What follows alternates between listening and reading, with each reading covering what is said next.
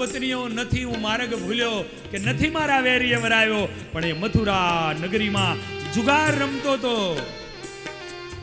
અને એમાં આ તારા પતિ હજાર હજાર ફેણાવાળો અભિમાની એનું નાગ આનું આ માથું અહીંયા હાર્યો અને એને લેવા આવ્યો.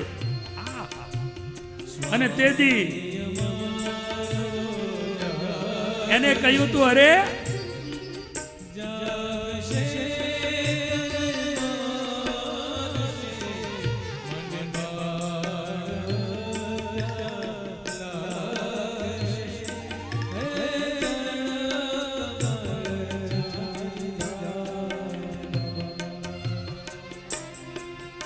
અને તે દિવસે આજે ભગવાન કૃષ્ણ એમ કહે કે એ મથુરામાં જુગાર રમતા રમતાનું માથું હારી ગયો છે અને લેવા આવ્યો છે.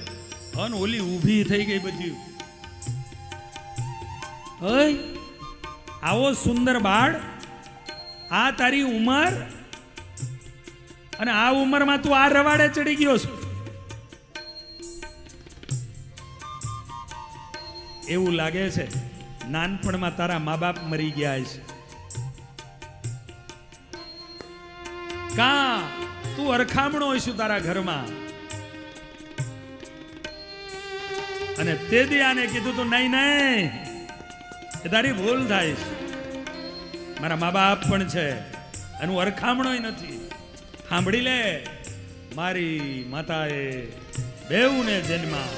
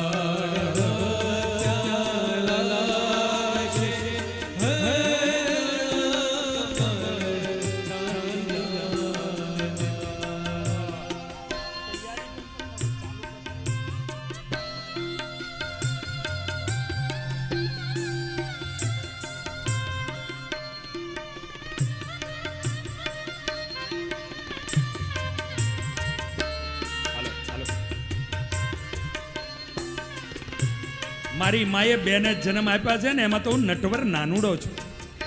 જગાડ તારા નાગને. અને તેદી એને એમ થયું, આવડું બાળ આટલી કોન્ફિડન્સ થી વાતો કરે છે, નક્કી કઈક આમાં હોય. આની આરે પનારો ન પડાય. અમુક નાની ઉંમર હોય પણ એની હિંમતો બહુ હોય, એના ડેરિંગ પાવરો બહુ હોય. અને નાગપત્નીઓ જાણી ગઈ. અને તેથી એને એમ કીધું કે કામ કરીને અમારા બધા ડખામ નથી પડવું. તું જુગારમાં હારી ગયો છું ને, લાખ સવાનો હાર આપું, સોનાના દોરા આપું, આ બધું જ આપું.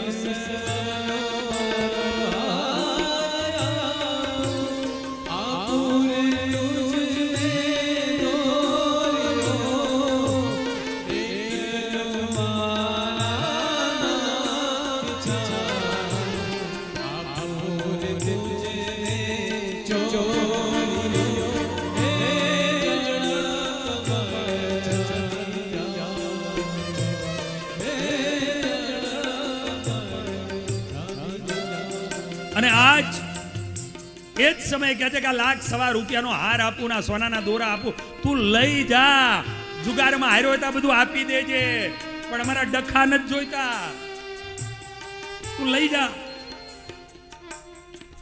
આ તો કૃષ્ણ છે. નહીં નહીં, મારા કાજ તારે ઘરમાં શા માટે કરવી ચોરીઓ? જગાડ જગાડ તારા નાગને. અને એ જ સમયે ચરણ ચાંપી પોતાના પતિને ધીરે રહી અને આમ અંગૂઠાને હલાવે, પતિદેવ જાગો જાગો. કોઈ બળવંત બારણે આવ્યા, પણ ઈ તો ઊભો થતાની હારે આમ તમે જુઓ ને, મૂછોને મળતો ઊભો થયો, મૂછ મરડી. ઘણા બધા ઊંઘમાંથી ઊભા થાય તોય તમે જોવો કે જાણે અગ્નિના ચૂલામાંથી નીકળ્યા હોય.